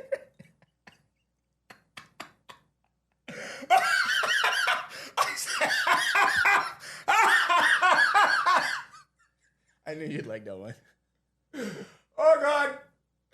Hey, but this is like joking. I knew you'd like that one. So Yes, you see Dwayne Wade, then what happens? So I was like, he was like, yo, what up, chef? And inside, I was like, The little monkey in your head was biting symbols like, this can't be inside, I was happening. like, oh, what's up, my girl? Like, you remember the time when he hit the game winner and then he jumped on the Bro. table and started saying, this is my house. This is my house. Like, all of that. I was like, yo, this is crazy. Yo, what up, chef? Outside, good day, sir. How are you? Completely fake. Completely fake. Playing the game. Outside, I was like, good day, sir. How are you? Nice to meet you. I had to play that cool. Yeah, yeah, yeah. Wait, that was like, wait, never, boy. That was crazy. What does a normal day in the life of, because people hear that term celebrity chef, they don't really know what all goes into that, right? Right. You think it's as simple as, it's so much more. Well, I had to learn this from you. It's so much more than just I showing up and cooking. Yeah. Like, what does a day in Bro, the life of that look like? It's, like you say, so much more than just cooking, bro. Oh, It's, hold on, before you even get into that, and then this is double because then you have an NBA player, but at the same time you have an A-list actress. you got two. So You got two. right, so you You have have two high profile human beings at the top of their field. at the top of their field, because now he transitioned, well, he has already transitioned into life after basketball. And as people can see, he's still really fit in, got the big belly. So, bro, I got to keep them looking how they looking. When she's preparing for a role, you got to make sure Bro, you on a The Met Gala is in a few days. I got to make sure when I get back, we got a strict no sugar, no gluten, no dairy, anti-inflammatory situations for her mainly. But then when it's time, because he got to go on the red carpet too, because he got a brand up hold. I got to make sure that on his side also, he's not as strict, but I still got to know, okay, I watching his body, pause. I watching to see how, yeah. how it looking, da-da-da-da-da-da. If I see just getting too, okay, I got to pull back on the hot foods. I know I got to know all these things. You feel me? So, where we was? What the question? A day in the life. Yeah. What are your responsibilities day to day? Yeah, so like I was telling you when you be in LA, I was like, bro, it ain't just about cooking food. you gotta be so much more on cooking food. Yeah, I cook the food. Yeah, I serve the food. And obviously I gotta provide service. I gotta make sure when they come outside, when they come up, so he drinks his protein shakes. He have a thing with Thorn. He drinks his protein shakes in the morning. I gotta make sure I have all those set up. Protein shake, collagen, morning green juice or anti-inflammatory juice, his pills, set up nice. Da-da-da-da-da-da. They don't move a plate. They don't put down a plate. They don't wash dishes. They don't pour their own water. None of that. None of that gets done because I have to provide the service. I am here to provide a service. People might look down on that, the same thing as the hotel. People in the hotel pouring water. When you go to dinner, you expect to have that service. They just have that all the time. All the time, every day, 24/7. So when I do that, I have to make sure I have all of those stuff on lock, bro. Then, like I say, there's another part to that. Hey, chef, I left my wallet. I need you to bring my wallet to the airport. I leave my wallet. Okay, he leave his wallet, but Gab want to eat at 12 o'clock. Gab don't know the conversation me and him had. She know she want her food. That's make it happen. Bro!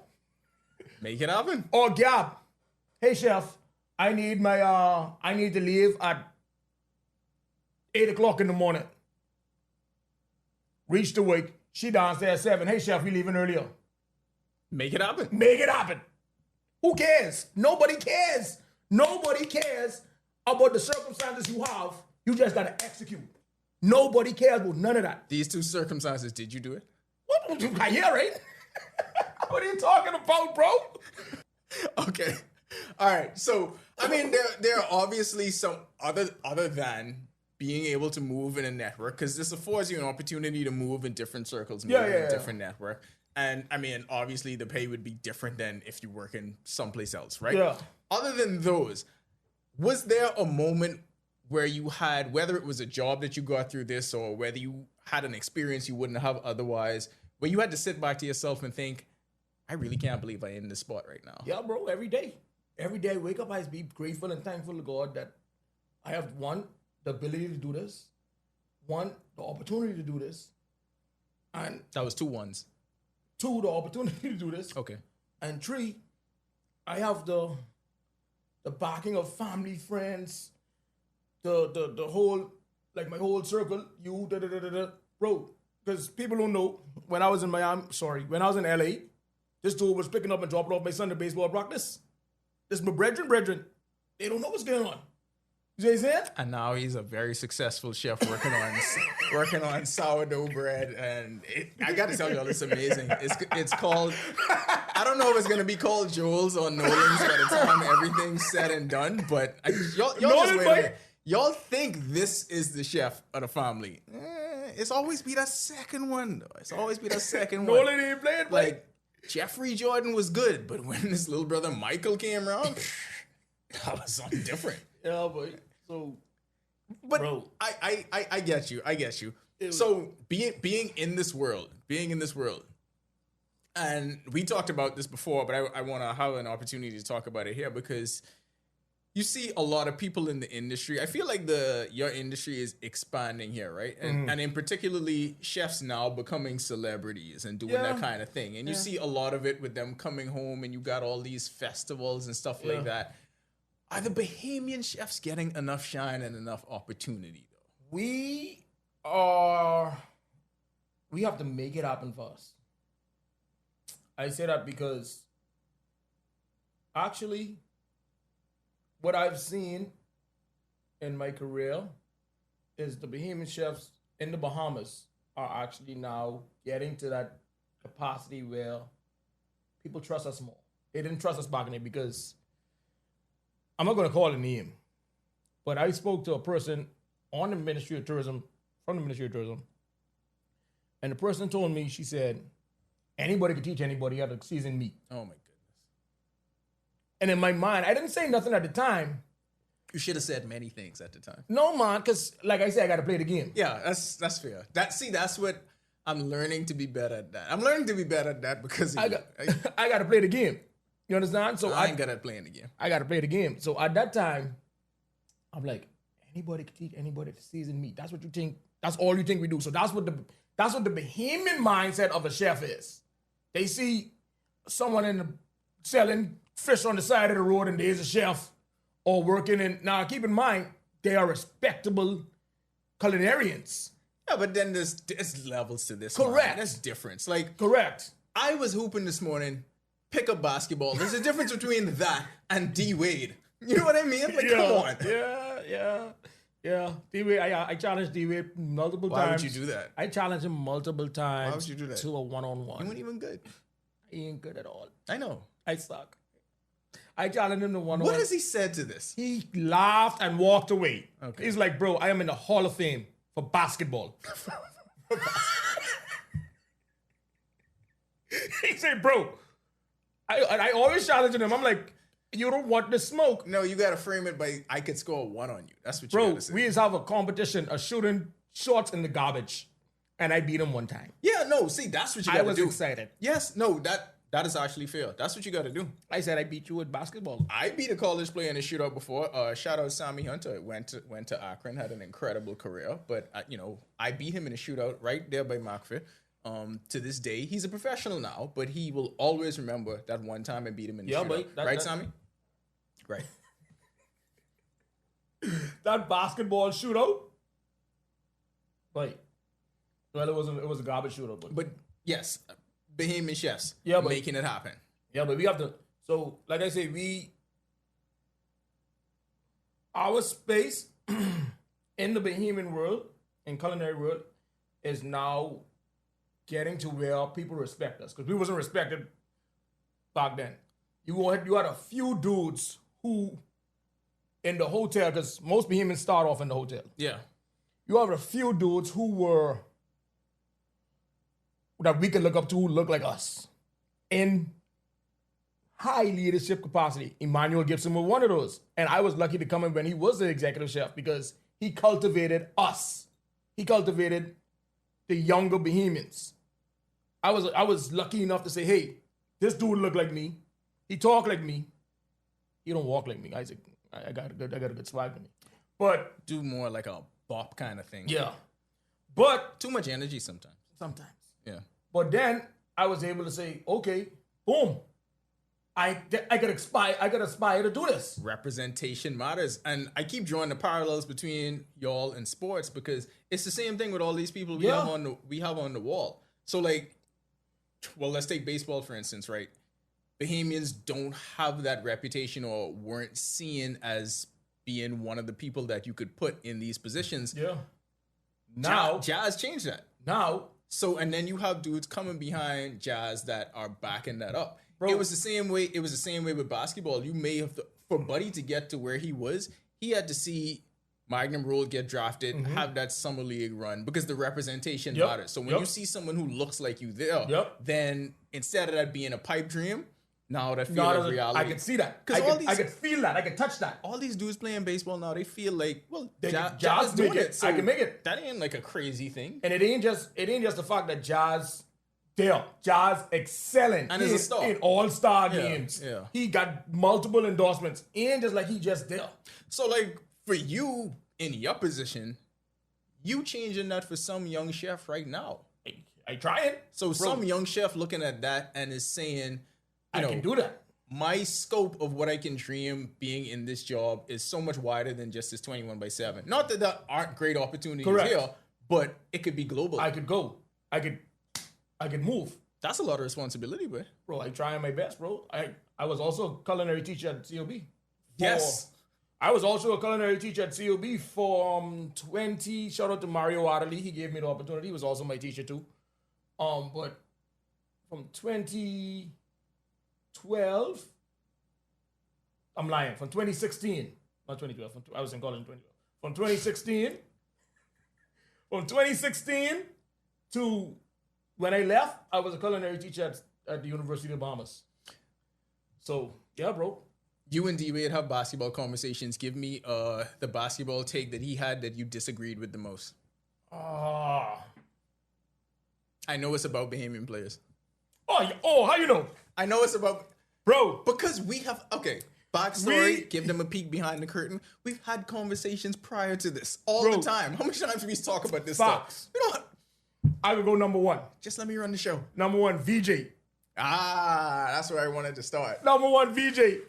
We was sitting on in the studio, and him and his boy, Chris Johnson. Now, he ain't really saying much. I could be real.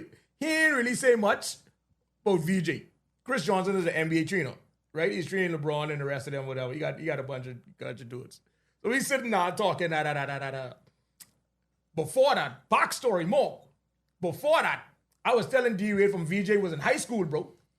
I said, yo, this dude could be the next one, bro. Yep. I was like, VJ could be the next one. It's like 3 years out, bro. Mm-hmm. I said, VJ could be the next one, boy. Boom. Come to college. Oh, he ain't doing good in Baylor. Da-da-da-da-da. First of all, yes, he was. They want to see, you know how they go. They Yes, want to he see was. the But the game ain't like that no more. You're not going to. You ain't getting especially in the college game, bro. You're not getting drafted high because you out there in the NCAA scoring 20 points per game. See what I'm saying? You're getting drafted high based on the potential of what you could Bro, do next. listen to me. I telling these dudes that I like, bro. VJ coming for y'all. Bro. They don't know ball. They don't know ball. We sitting, so now, fast forward to almost where the draft time is. I lied, VJ ready to get drafted. I say VJ could win Rookie of the Year. And he should. Anyway. Listen, I say VJ could win Rookie of the Year. This big Chris, it was, I sitting here, Wade here, and Chris over there. Once Chris right up, I look it up. I say, bro, I'm showing why, bro. Talking just like this. He said, what is wide? Yeah, he didn't know. You always remember your audience. He said, what is Because wide? then you just got to explain the whole thing again. Yeah. And then I said, but let me show you something, bro. I say, VJ could win Rookie of the Year, bro. Or his game don't translate. oh, my God. His game don't translate. Please tell me. Please tell me what I they say, said. I bet you a yard. He said, what is a yard? I say $100. Please tell me what they said night one. I said, I bet you a yard. This boy could win Rookie of the Year. Okay, you're going to lose the $100, but that's fine. But you shouldn't. Wait. I said, I bet you a yard this bigger than Rookie of the Year. Bro. Oh, this game don't translate. A booger, ray. Those are not the words that they said. But Right? how did they figure that his game wasn't going to translate? Listen, Anyway, man. Go ahead. The funny thing is, they compare him to Victor Oladipo and D-Wade. Okay, then. So, D-Wade wasn't saying much. He said he like his game. He's a young dude. Whatever. That's what D-Wade was saying. He also didn't agree with me with, Rookie of the Year. okay. He didn't agree with that part. I understand that from But their they could give it to perspective. Cool Book because he's a... The people see you mouthing white boy. I could understand them saying that from their perspective because to win Rookie of the Year, you got to be able to put up numbers. And VJ was walking into a situation where you were going with 3 already established That stars. Bay is a dog. No, but I get that. No, I'm just saying I understand where they're coming from. Now, to me, winning Rookie of the Year and who's going to be the best player in the class, 2 different arguments. Let me tell you something about Bohemians, right? Let me tell you something about us. When we see something in sight, backtrack. Junior Chef of the Year, 2011. National Culinary Team, Bahamas. That was you? Come on, man. Oh, okay. Gold medal. I thought it was someone else. No. And they ain't even put you on the Walk of Fame. Celebrity artists ever do portrait of you? Put it on the Walk of Fame? Make it happen. You should. You win a gold medal. I win multiple gold medals. What's the difference between you and Shawnee? She Lots. get- There's so she much get- differences. She get endorsements. There's tons of differences. I immediately regretted it the minute I said it. There's so many differences. But I represent the Bahamas multiple times. You did? Even in arguments with D-Wade and Chris Johnson? I'm trying to tell you. But boy, We ain't gonna get to the other ones. Yeah, we can leave them. We can leave them. We can leave them. let's talk about VJ. Let's just We talk about stay in there. We can leave them. just talk about It's the VJ. playoffs right now. Yeah. Shoots, we can leave that alone. We can leave that alone right now. But anyway, let's go to VJ. So VJ, I say, boy, show him what. This big rim rookie, yeah, so Chris like, whatever. When VJ started scoring, first night, 30-something, boom. 34 out the gate. set a First record night. for most points in his NBA debut. Minus ever. Will Chamberlain, they nobody ever saw. Yeah. Right? First night, out the gate, boom. I say, wait, you see I go? He says it's a good night. It was a good night. It was a good night. It was a good night. I say, he averaging 40. Oh God, this is the most Bahamian thing ever. John does this a lot too. I say he averaging 40. You and John are just alike because we be given projections for games, and John is telling me stuff like, "Buddy, you can score 50," and I'm like, Bro, I say VJ averaging 40. third or fourth option based on the night that the Sixers are having. Just saying. Give him the ball, take it out of Maxi hands, and run the show. Did you see Dwayne Wade? Let me ask you a question. I mean, Hold on. Did you see D Wade rookie year versus the Charlotte Hornets? yeah. Stan Van Gundy said, "Give him the ball, get out the way." This how you know. This how you know Brad ain't a coach. Huh? He said this how you know that you're not a coach. You saying take the ball. I love VJ. I don't believe we take the ball out of Tyrese Maxey's hand. I'm not saying let him not pass it to VJ, you know. Let him pass it to VJ. Take it out his hand. Okay. Let him pass it to VJ. No, I understand. Listen, in these arguments with these people. It's going to be, the defense is going to gravitate towards Maxey. Okay? All right. Maxey driving. We understand how basketball works. Maxey driving. VJ coming off the wing. Little shovel pass. Dunk. Niggas hands off. Game winner. I can't believe you ain't a coach. You really missing your calling by staying in the kitchen so long. It's this simple. Boom, bam, bam. Basketball. What's the problem? What are we talking about here, bro? Terrence. What are we talking about here, bro? Give VJ the ball, mate. He's giving him the ball. He's going to be the best player in this class. For as long as you are in that house, you get to say, "I told you so" many times. Yeah, but and every time I see Chris, I let him know. So we got, like me and John was talking about, we have a big summer of Bahamas basketball coming up. This is what I need you to be. Tell me. I need you to actually prepare your takes and prepare your arguments, because you have to basically be the conduit for all the Bahamas basketball arguments for the country when you're talking to D-Wade them. So that's what I need you to do. When we had this run at the Olympics where we was like 8 points short of getting in the Olympics. Bro, and you should have seen the caveat. Go. During the Olympic run, I told D-Wade, I said it could be the Bahamas versus the U.S. Oh, jeez. USB at a 10. I just want you to dial it back to like maybe a 5 or 6. What Jazz say? Jazz say you're going 50 for 50, bro. If you shoot for the moon, you can line on. If you shoot for the stars, you can shoot. Hold on. We had a prime minister. His name was Dr. Hubert Minnis. I'll never forget what he said. He said, the people say, how much seats you going to win? Hubert Minnis says he's going to win all of them. He did not. Hold on. Okay. He said, if I am in a race fighting to win, why would I ever sell myself short? When he said that, I'm not a big F&M guy. I'm not going to tell you who I am. I know who you are. I'm not a big F&M guy. You're not any of them. Exactly. I don't vote for none of them. I'm not a big F&M guy. You didn't even need to say that. Right? But when Hubert Minnis said that spoke to you. Bro, you were inspired. Bro, this dude said, if I'm in a race, vying to win, why am I going to say I'm going to lose seats? You know what's crazy? And we probably actually made history right now, because I think you are, and I say this full disclosure, I mean everything I say, I feel like you are the first person to ever be inspired by the words of Dr. Hubert Minnis. Bro, my daddy used to tell me when I was younger, listen to the message, not the messenger. You understand what I'm saying? I understand what you're saying. Listen to the message. He used to give me this soliloquy all the time. He used to say, if somebody have a gun and one person shouted, run, there's a gun, and somebody come in your ears and said, run, there's a gun, listen to both. Yeah. Because there's a gun. There's a gun. Don't listen to the message. Don't listen to the messenger. Listen to the message. Fair enough.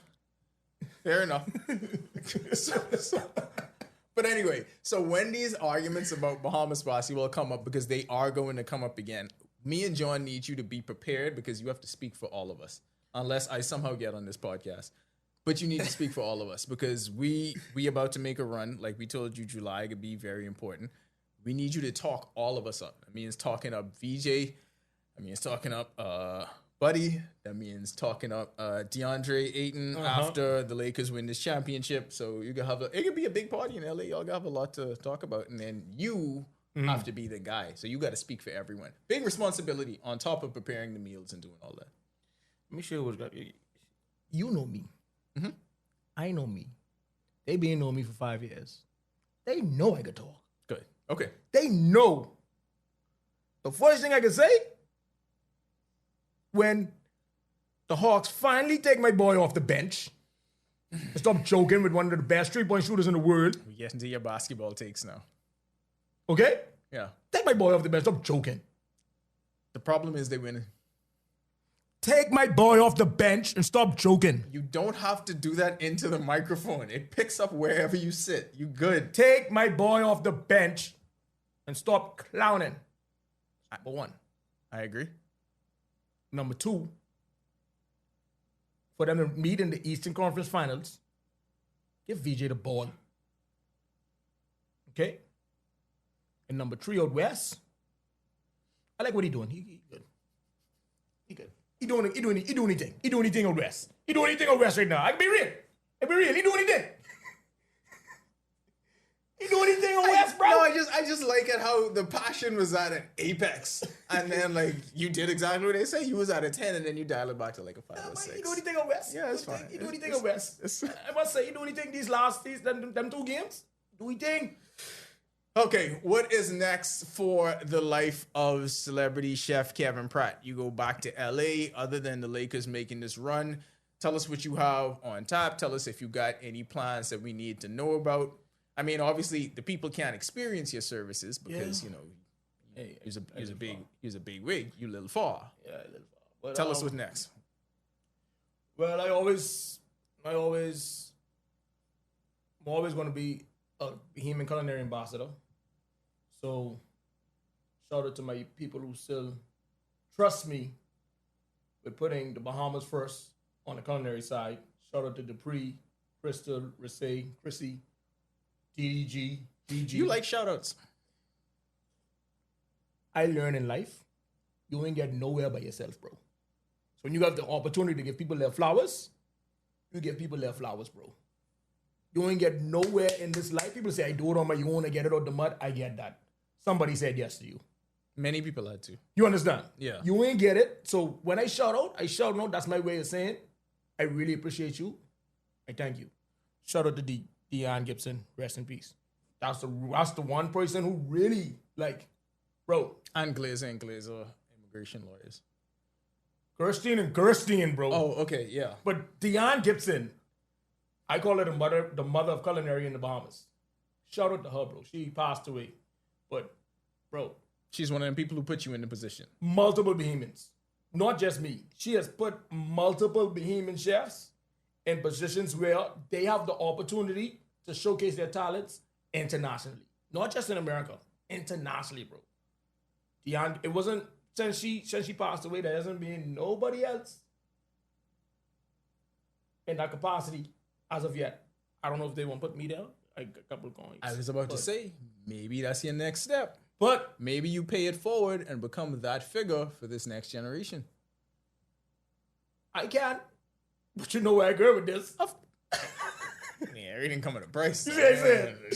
You know what I'm saying? Beaches and parks. You understand? Beaches and parks. So, yeah, bro. So, that's my way. Like, that's my way of shouting out. But, yeah, boy. So, my next step is I would love to always continue to put the Bahamas first on the culinary standpoint. Love to showcase my talents, what the Bahamas have to offer. I work with different offices of the Bahamas, LA, Houston, Miami, New York. I've worked with all of those offices before. And the Bahamian, it's such a, people don't understand, it's such a intricate thing that goes on within the Ministry of Tourism. That's why they say it's such a big. Within all the ministries. Beaches and parks. I'm talking specifically for the Ministry of Tourism I've worked with closely yes. for the past umpteen years. Absolutely. Right? it's such an intricate thing because they don't just go and say, hey, come to the Bahamas. Our number one industry is tourism. And for that reason, I get people say, oh, banking and agriculture. And it's tough to do what we do when our center is Nassau. But I understand we could go Andros, but our key lime and the way people, I don't think people, when they say these things, they don't do a deep dive. You don't think these people don't try these things? Oh my God, you preparing for frontline politics. I approve this message. It hit me just now when you was putting all of this together. You preparing for frontline politics. I approve this message. And Glazer can represent you. One more thing for you before we get out of here. So y'all hear all these wonderful things that he talked about. We got the pot sitting here. All these wonderful opportunities he talked about. This is an internationally renowned chef, right? And you would think that you remember the little people and where listen, you come I from. cook it for y'all. No. I cook it. Please allow. Bro, please. If we was in the kitchen, I would allow you to do your thing. I please, could cook please for the John, 10 years senior cut team. his mic. Please. I cooking for the. Don't cut my mic, John. Please. I think you don't cut my mic. Please allow me to do my job. I cooking for the 10 years senior team. As soon as possible. Today was not a good day because beaches and parks, bro. I gotta go somewhere and sit down for. Say less. I gotta sit down for about 4 or 5 hours right now.